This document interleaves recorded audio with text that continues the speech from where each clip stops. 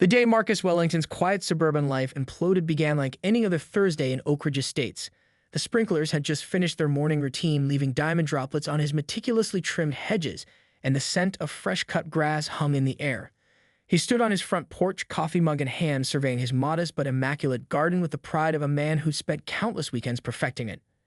At the center of his front yard, positioned just so to greet visitors with a mischievous smile, stood Ferdinand, a 2-foot-tall garden gnome Marcus had inherited from his late grandfather.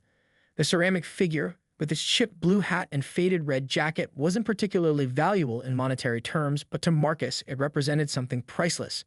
The childhood summers he'd spent learning about gardening from the old man who'd raised him after his parents' accident. "Good morning, Ferdinand," Marcus murmured, raising his coffee mug in a small salute. "Another beautiful day in paradise." Little did he know that Paradise was about to acquire a serpent in the form of Deborah Harrington Smith, the newly elected HOA president who had moved into the McMansion across the street just 3 months prior. Marcus had just turned to go back inside when the distinctive sound of designer heels clicking against concrete made him pause. He didn't need to look to know who it was. Deborah's stride had become a warning signal throughout the neighborhood, like the rattle of a snake before it strikes. "Excuse me, Mr. Wellington," she called out, her voice carrying that particular blend of honey and vinegar that made Marcus's skin crawl. "Do you have a moment to discuss a neighborhood concern?" Marcus turned, plastering on his most neighborly smile. "Good morning, Deborah. What can I help you with?" Deborah stood at the edge of his property, iPad in hand, designer sunglasses perched on her nose despite the modest morning light. Her blonde bob didn't move an inch as she tilted her head toward Ferdinand. "I'm conducting a survey of code violations in preparation for our next homeowners association meeting," she said, tapping something into her tablet. "And I couldn't help but notice your decoration." Marcus's smile stiffened. "You mean Ferdinand, my garden gnome?" "Yes, that." Deborah's lips pursed as though she tasted something sour. Section 7, Paragraph 4 of our neighborhood covenant clearly states that all lawn ornaments must be tasteful and in keeping with the aesthetic standards of our community. Marcus felt a rush of heat to his face. Ferdinand has been here for 5 years. No one has ever complained before. While Deborah smiled thinly, no one was properly enforcing the rules before I came along. As the new president of the HOA, I'm committed to maintaining our property values through rigorous standards. She gestured toward the gnome with a manicured hand. "That thing is chipped, faded, and frankly, a bit common, don't you think?" The word common hung in the air between them, and Marcus felt something shift inside him. A small but significant tectonic plate of patience cracking under pressure. "I'll take your concerns under advisement," he said finally, his tone carefully neutral despite the anger simmering beneath. Deborah nodded, clearly satisfied with what she perceived as his capitulation. "Excellent. The committee expects compliance within 7 days." With that, she turned and click-clacked her way back across the street, leaving Marcus standing on his porch, coffee gone cold in his hand, staring at Ferdinand's cheerful face. "Well, old friend," he muttered, "it seems we got ourselves a situation." What Marcus didn't yet realize was that this minor skirmish over a garden gnome was about to escalate into a suburban war that would become neighborhood legend. That evening, Marcus sat at his kitchen table, surrounded by a fortress of papers, the complete Oak Ridge Estates HOA covenant, bylaws, and amendments from the past decade. His reading glasses perched on the end of his nose as he flipped through the pages with growing frustration. As a high school history teacher, research was second nature to him, but even he was struggling to make sense of the Byzantine rules governing everything from mailbox heights to acceptable shades of exterior paint. "This is ridiculous," he muttered, reaching for his mug of now lukewarm tea.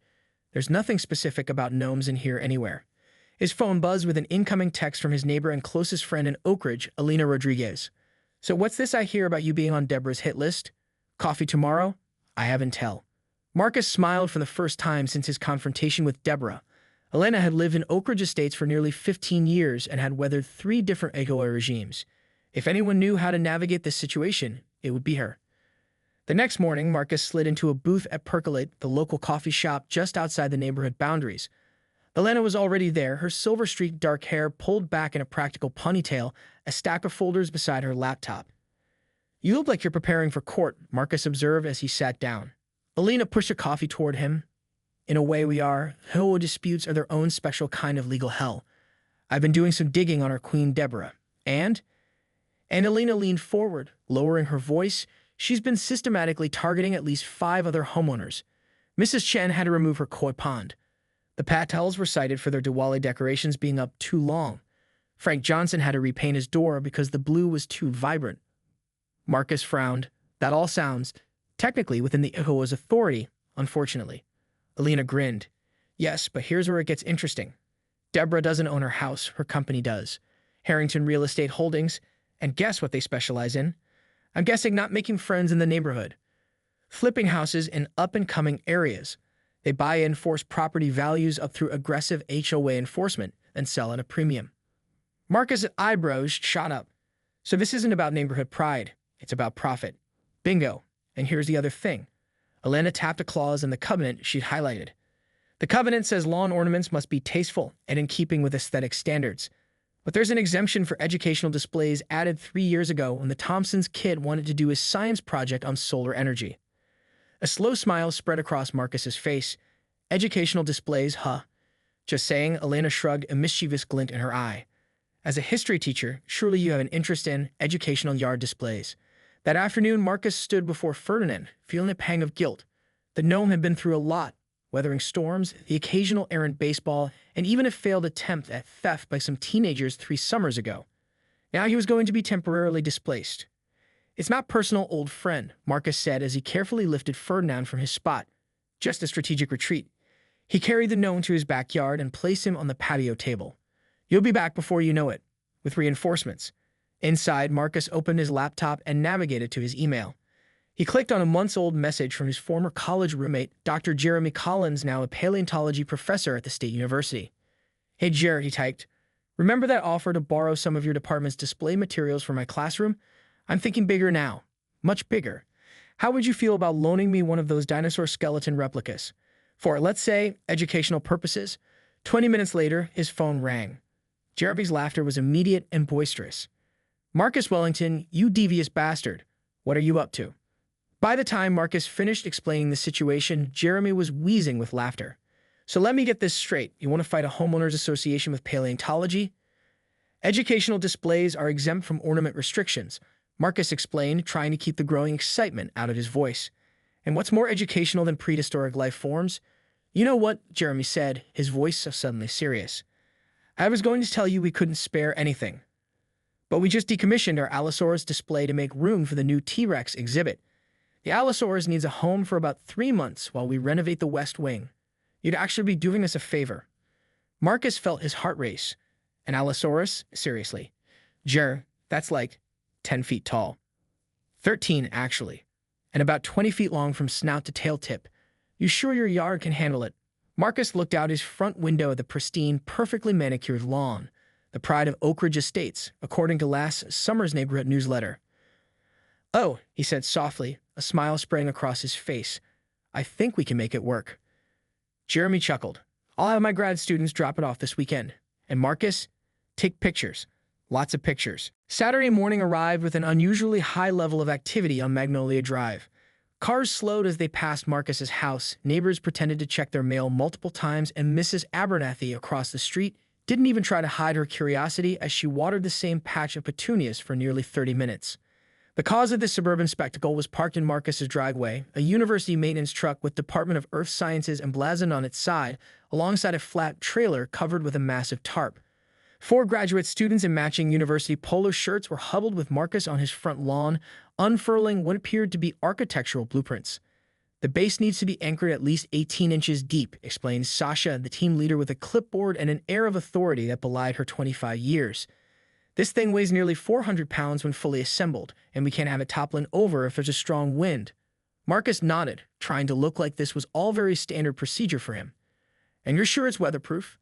It's a high-grade resin cast made for outdoor educational exhibits, confirmed another student, adjusting his glasses. UV-resistant coating, waterproof seals at the joints. Just hose it down occasionally to keep it clean. The sound of a car door slamming drew everyone's attention to the street where Alina was emerging from her Subaru, a tray of coffee cups in her hands and an enormous grin on her face. I brought refreshments for the installation crew, she announced, approaching the group, and moral support for the revolutionary. Marcus introduced her to the team, and they gratefully accepted the coffee. As the students returned to unloading equipment from the truck, Alina pulled Marcus aside. Deborah is hosting the garden club at her house right now, she whispered. I accidentally mentioned that you were having some kind of delivery when I left. The whole bridge club is in her sunroom, perfectly positioned to watch the show. Marcus glanced across the street to see a row of faces peering through Deborah's bay window, not even pretending to look elsewhere. "Perfect," he said, feeling a mixture of nervousness and exhilaration. "Let's give them something to talk about." The next 4 hours were a flurry of activity. The graduate students worked with the precision of a military operation, digging holes for the support structure, mixing concrete for the base, and carefully unpacking bones, or rather bone replicas, from protective cases. Neighbors walked their dogs with suspicious frequency. Children gathered on bicycles at the corner. Someone from 3 streets over drove by twice with a camera not so subtly positioned on their dashboard. By early afternoon, the skeleton was taking shape. The massive skull, with its rows of serrated teeth, was positioned as if the prehistoric predator was mid-roar. The curved spine and powerful tail stretched across the center of Marcus's lawn. The creature's arms, comically small in proportion to its massive body, were posed with claws extended toward the street. "It's magnificent," breathed Alina, standing back to take in the full effect. "It's educational," Marcus corrected her with a wink. "Very, very educational." As the team made final adjustments, a small crowd had gathered on the sidewalk. Parents with strollers, retirees with their afternoon walks suddenly rerouted, and at least a dozen children stared in open-mouthed wonder. "What kind of dinosaur is it?" asked a freckle-faced boy of about 8, his Batman backpack nearly as big as he was. "It's an Allosaurus fragilis," Marcus explained, slipping automatically into teacher mode. An apex predator from the late Jurassic period, about 155 to 145 million years ago. "That's older than my grandma," the boy whispered in awe. "Slightly," Marcus agreed, fighting a smile. Just as the installation team was packing up their tools, the distinctive click of high heels announced Deborah's approach. She marched across the street with the determined stride of someone who had spent the last few hours working themselves into a righteous fury. "Mr. Wellington," she called out, her voice carrying across the now silent yard. "What is the meaning of this monstrosity?" Marcus turned, affecting an expression of innocent surprise. "Ah, Deborah. Good afternoon. Have you come to see our new educational display?" "Educational display?" She nearly choked on the words. "This is clearly a deliberate attempt to disrupt the aesthetic harmony of our neighborhood." "Actually," Marcus said, pulling a laminated sign from behind his back and securing it to a decorative post near the dinosaur's feet, "this is a collaborative project with the State University Paleontology Department. We're providing the community with an educational opportunity to learn about prehistoric life." The sign read, "Educational Display, Allosaurus fragilis, Late Jurassic period, 155 to 145 MOIA. On loan from State University Museum of Natural History. Guided educational tours available for school groups by appointment." Deborah's face flushed a dangerous shade of red. This is fully compliant with the HOA covenant," Elena chimed in helpfully. "Section 7, Paragraph 4 with exemption under Addendum B for educational displays. I have copies if you'd like to review them." One of the graduate students approached, offering Deborah a glossy pamphlet. "We also have informational brochures about the Allosaurus and its ecosystem, if you're interested in learning more." Deborah ignored the pamphlet, her eyes narrowing as she scanned the growing crowd of neighbors. "This isn't over, Marcus," she said quietly. "Not by a long shot." As she turned to leave, the freckle-faced boy tugged on Marcus's sleeve. "Mister, is she angry because the dinosaur scared away her garden gnome?" A ripple of laughter spread through the onlookers, and Deborah's shoulders stiffened visibly as she stalked back to her house. Marcus knelt down to the boy's level. "No, buddy. But you met what? I think Ferdinand the gnome would love to meet this dinosaur. Maybe we should introduce them tomorrow." As the crowd dispersed and the university truck pulled away, Alina bumped her shoulder against Marcus's. "You realize, of course, that you've just declared war." Marcus watched as Deborah closed her front door with unnecessary force. "No," he corrected. "I just responded to her first attack. And somehow, I don't think she was prepared for a counteroffensive of this magnitude." What neither of them could have predicted was just how quickly the situation would escalate, or how many of their neighbors had been silently waiting for someone to stand up to Oak Ridge Estate's newest tyrant. By Monday afternoon, Marcus' Allosaurus had become something of a local sensation. The first sign came when he returned from school to find 3 minivans parked near his house and a cluster of children posing for photos in front of the dinosaur, their mothers patiently arranging them for the perfect shot. "Mr. Wellington," called Mrs. Patel from next door, waving enthusiastically. "You become famous. My sister in Cleveland saw your dinosaur on Facebook this morning." Marcus blinked in surprise. "Facebook? But I don't have." "Someone created a page called Dinosaur vs. HOA," Mrs. Patel explained, her eyes twinkling with amusement. "It already has 2,000 followers. Apparently, people enjoy a good rebellion story. By Tuesday, local news had caught wind of the unusual neighborhood dispute.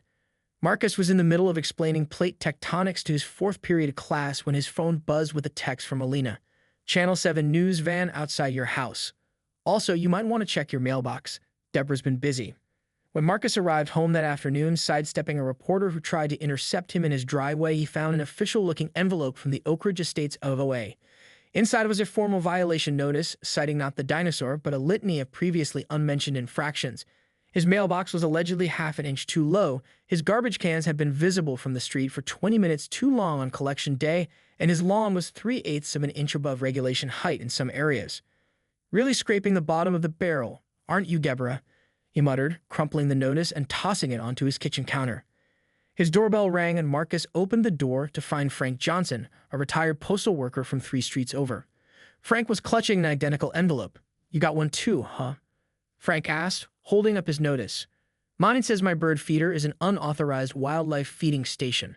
Had that feeder for 12 years without a peep, and suddenly it's against the rules." Before Marcus could respond, Mrs. Chen appeared behind Frank, waving her own envelope. "My koi pond was approved by the previous board," she said, her normally calm demeanor giving way to visible frustration. "Now they're saying the water feature exceeds noise limitations." By sunset, Marcus's living room had transformed into an impromptu war council. 8 households were represented, each with their own tale of Deborah's nitpicking crusade. Elena had brought a whiteboard from her home office and was organizing the grievances into categories. "She's targeting anyone who's ever questioned her or who doesn't fit her vision of the ideal Oak Ridge resident," observed Mr. Patel, who had received a violation for the potted curry plant on his porch, now deemed an exotic species requiring special approval. "It's not just pettiness," Elena reminded them, capping her marker. "Remember, this is about property values. Her real estate company benefits when the neighborhood appears perfectly uniform and exclusive." Marcus's phone pinged with an email notification. "It's from Jeremy," he said, scanning the message. "The university's public relations department is loving all the attention the Allosaurus loan is getting. They want to know if I'd be willing to host a formal educational event this weekend, a dinosaur discovery day for local children." Alina's eyebrows shot up. "That would bring even more attention to the neighborhood. Deborah will have a conniption." "Which is exactly why we should do it," said Frank, an unexpected gleam of mischief in the older man's eyes.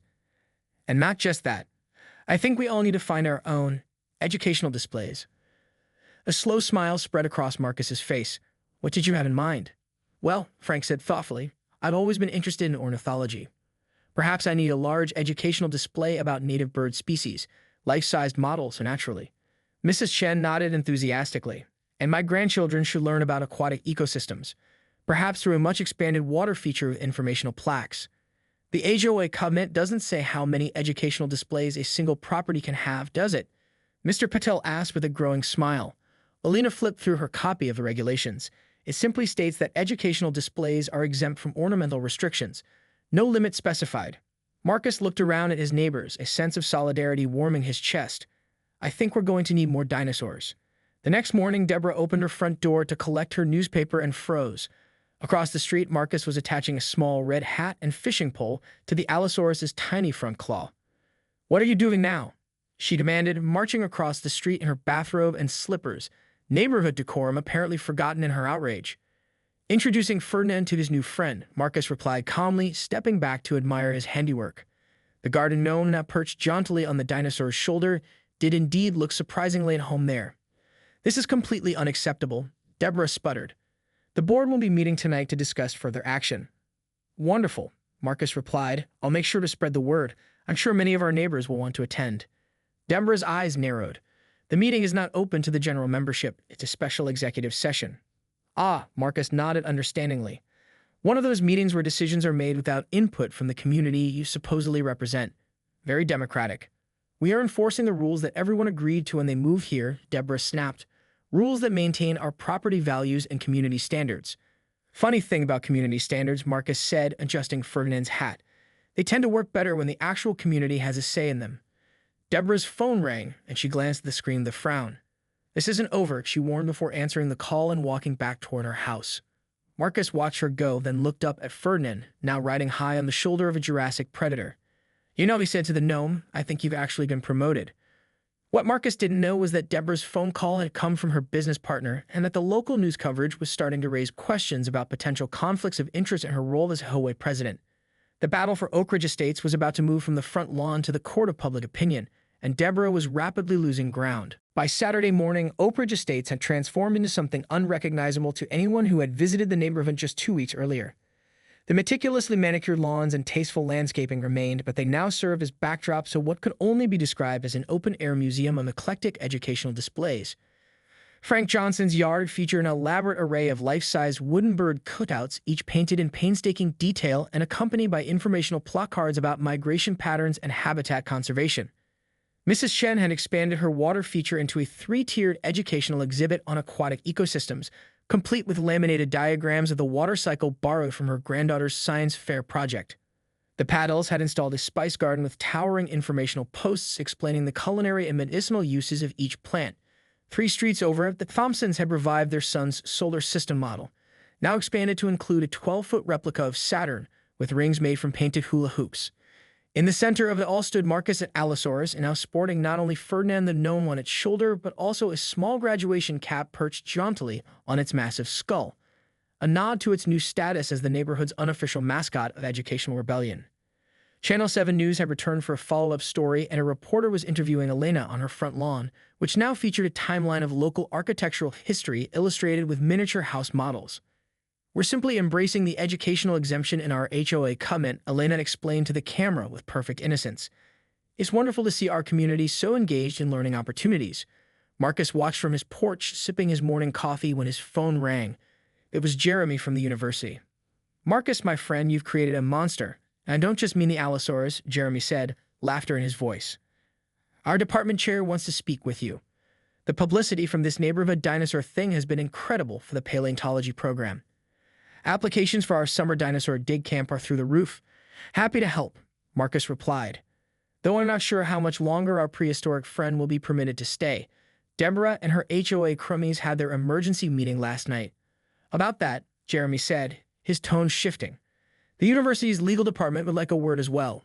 Apparently, there might be some interesting angles regarding contracted educational installations and municipal interference. They're particularly interested in this real estate angle you mentioned." Marcus was still processing this information when a black SUV with tinted windows pulled up in front of Deborah's house. A man in an expensive suit emerged, briefcase in hand, and strode up to her door with purpose. 20 minutes later, Deborah emerged from her house looking ashen, the suited man following behind her. They stood on her front porch for several minutes, engaged in what appeared to be a tense conversation, before the man handed her a folder, nodded curtly, and returned to his vehicle. Deborah remained on her porch, staring at the folder in her hands as if it might bite her. Then, with visible reluctance, she began walking across the street toward Marcus's house. "Incoming," Elena called out, having wrapped up her interview and joined Marcus on his porch. "And she doesn't look happy." "Does she ever?" Marcus muttered. Deborah stopped at the edge of Marcus's lawn, her eyes fixed on a point somewhere above his left shoulder, carefully avoiding looking directly at either him or the dinosaur. "Mr. Wellington," she began, her voice strained with the effort of civility, "I've been asked to inform you that the HOA board has reconsidered its position regarding your educational display." "How thoughtful," Marcus replied, keeping his tone neutral despite the victory dance happening in his mind. "And what conclusion did you reach?" Deborah's jaw tightened. "The board has determined that the display falls within the educational exemption guidelines and will not be pursuing further action regarding its presence." Elena made a small noise that might have been a suppressed laugh disguised as a cough. "However," Deborah continued, "we will be reviewing the educational exemption clause at our next general meeting to clarify its intended scope for future reference." "Fascinating," Marcus said. "I'd assume this means you'll also be withdrawing the violations issued to other homeowners regarding their educational displays." Deborah's fingers tightened around the folder she was holding. "Those matters are under review, along with the concerns about potential conflicts of interest between your role as HOA president and your real estate business," Elena asked innocently. The color drained from Deborah's face. "I don't know what you're implying, but my business activities are entirely separate from my volunteer service to this community." "Of course," Marcus nodded. "Though I understand the State Real Estate Commission might have some questions about disclosure requirements when a licensed agent uses regulatory authority to influence property values in areas where they have a financial interest." The suited man's identity suddenly became clear in the frozen expression on Deborah's face. "The board meeting is next Thursday at 7 p.m., she said stiffly. "I expect you'll want to attend." "Wouldn't miss it," Marcus assured her. As Deborah turned to leave, her carefully maintained composure cracking just slightly, Elena leaned toward Marcus. "The man in the suit? My guess? Either from the Real Estate Commission or her company's legal department, Marcus replied quietly. Either way, it seems our Deborah has bigger problems than garden gnomes and dinosaurs now. They watched as she walked back to her house, shoulders rigid with wounded pride and simmering anger. You realize this isn't over, Elena said. She's just retreating to regroup. Marcus nodded, looking at Ferdinand perched happily on the Allosaurus. I know, but for the first time since she moved in, she's on the defensive. What neither of them could have anticipated was the unprecedented attendance at the upcoming HOA meeting, nor the dramatic revelations that would unfold there, forever changing the power dynamics of Oak Ridge Estates. The Oak Ridge Estates Community Center had never seen a turnout like this. Normally, HOA meetings attracted a scattered handful of retirees with nothing better to do on a Thursday evening. Tonight, however, every folding chair was occupied, with latecomers lining the walls and spilling out into the hallway. Marcus arrived 15 minutes early and still barely managed to secure a seat sandwiched between Elena and Frank Johnson. The air buzzed with anticipation, neighbors greeting each other with knowing smiles and hushed conversations. Did you hear about the investigation? Frank leaned over in a whisper. Which one? Elena asked. The State Real Estate Commission or the county prosecutor looking into misappropriation of HOA funds? Marcus raised his eyebrows. Misappropriation? That's new. Elena nodded. My cousin works at the courthouse. Apparently, someone tipped off the authorities about unusually high landscaping consultation fees being paid to a company that happens to share an address with Deborah's brother-in-law. At precisely 7:00 p.m., the side door opened and the HOA board filed in, Deborah leading the procession. Gone was her usual imperious stride. Instead, she moved stiffly, her face a careful mask of professional neutrality. The four other board members, all handpicked by Deborah when she took over, followed with varying expressions of discomfort. Deborah called the meeting to order, her voice lacking its usual authoritative edge. She moved mechanically through the standard agenda items, approval of previous minutes, treasurer's report, old business, while the crowd grew increasingly restless. Finally, she reached the item everyone had come for, new business, review of covenant guidelines regarding educational displays. She cleared her throat. The board has prepared a proposal to clarify the educational display exemption to ensure it remains aligned with the aesthetic standards of our community. The proposal would limit educational displays to no larger than 3 feet in height, restrict their placement to backyards only, and require prior board approval. A wave of murmurs swept through the room. Before we open the floor for discussion, Deborah continued, I would like to address certain rumors regarding my professional activities. My role as a real estate agent has never influenced my decisions as HOA president, and any suggestion otherwise is both false and potentially defamatory. From the back of the room, someone coughed in a way that sounded suspiciously like bullshit. Elena's hand shot up, and Deborah reluctantly acknowledged her. I have a procedural question, Elena said, rising to her feet. According to Bylaw 17, any proposed covenant amendment requires a review period of 30 days before voting, with written notice mailed to all homeowners. Has this procedure been followed? Deborah's expression tightened. The board considers this a clarification, not an amendment. Point of order, called Mrs. Chen from 3 rows back. Bylaw 3 specifically states that any change affecting homeowner property usage rights constitutes an amendment, not a clarification. Several people nodded in agreement, and Marcus noticed one of the board members whispering urgently to another. Furthermore, Frank Johnson added, standing up beside Elena, I move to table this discussion pending the outcome of the State Real Estate Commission's investigation into potential conflicts of interest. The room erupted in a chorus of seconded and applause. Deborah banged her gavel repeatedly. Order. This meeting will maintain order. When the noise subsided, a middle-aged man Marcus didn't recognize stood up. My name is Lawrence Pemberton. I'm an attorney representing several Oak Ridge residents. He held up a thick folder. I have here a petition signed by 68% of homeowners calling for an immediate election to replace the current board, citing violations of fiduciary duty and failure to adhere to democratic processes as outlined in the association charter. Deborah's face went from pale to crimson. This is outrageous. You can't simply. Actually, we can, Pemberton interrupted smoothly. Section 5 of the charter explicitly provides for special elections when a supermajority of homeowners petition for one. We have significantly more than the required threshold. One of the board members, Mrs. Winters, a retired schoolteacher who had always seemed uncomfortable with Deborah's methods, abruptly stood up. I resign my position effective immediately, she announced. And I second the motion for a special election. 2 other board members exchanged glances, then also stood. We resign as well, one of them said. The room fell silent as all eyes turned to Deborah, who sat frozen, her knuckles white as she gripped the edge of the table. Well, Marcus said, breaking the tension as he rose to his feet. It seems we need a new board. I nominate Alina Rodriguez for president. Seconded, called Mrs. Chen. I nominate Frank Johnson for treasurer. Someone else shouted. Seconded. Names flew from all corners of the room. Mrs. Patel for secretary, Mr. Thompson for vice president, creating a spontaneous slate of candidates that represented the diverse makeup of the neighborhood. Through it all, Deborah remained seated, her jaw clenched, watching helplessly as her carefully constructed power structure collapsed around her. When the impromptu nominations concluded, Alina stepped forward. I move that we schedule a special election for next Saturday as prescribed in the bylaws and that all current enforcement actions be suspended pending the installation of the new board. The motion passed with a thunderous chorus of approval and the meeting dissolved into celebratory conversations. Neighbors who had barely spoken to each other before were now exchanging phone numbers and making plans for a community barbecue. Marcus found himself surrounded by well-wishers, accepting congratulatory handshakes and pats on the back for being the first to stand up to Deborah's regime. You started something pretty amazing, Alina told him, nodding toward the animated crowd. All because of a garden gnome. And a dinosaur skeleton. Marcus added with a smile. Don't forget the dinosaur. As they filed out of the community center, Marcus noticed that Deborah standing alone by her car, staring at her phone with a stunned expression. Everything okay? He asked, surprising himself with the genuine concern in his voice.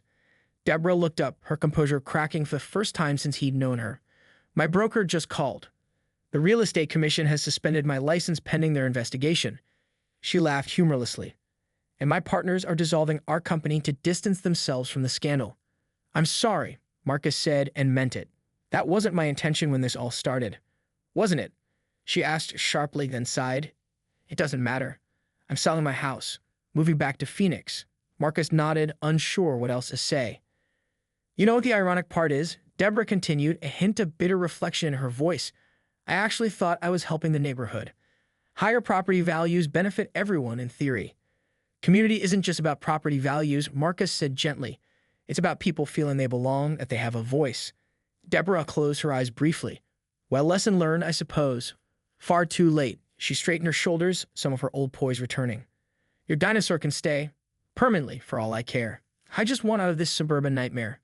3 months later, on a perfect autumn Saturday, Marcus stood on his porch watching as neighborhood children climbed carefully on the reinforced skeleton of the Allosaurus, now a permanent fixture thanks to a generous donation from the university's paleontology department. Ferdinand the gnome still perched on its shoulder, recently joined by a tiny Mrs. Ferdinand that Mrs. Chen had found at a flea market. The newly elected HOA board, led by Alina, had revised the covenant to embrace rather than restrict individuality, creating reasonable guidelines that protected property values without stifling personal expression. Deborah's house had sold quickly to a young family with 3 children who had been drawn to the neighborhood after seeing the news stories about the dinosaur community. As if summoned by his thoughts, Alina appeared with 2 cups of coffee, handing one to Marcus. The new educational garden at the community center is coming along nicely, she said. The Paddles have donated all the plants, and Frank's birdhouses are already attracting nesting pairs. Who would have thought a dinosaur could bring so much life to a neighborhood? Marcus mused. Alina laughed. It wasn't the dinosaur, Marcus. It was standing up for what matters. You reminded everyone that rules without compassion or community input aren't worth following.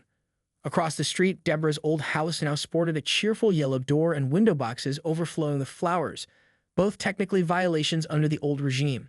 The new family had also installed a small trampoline and a basketball hoop, around which neighborhood children gathered almost daily.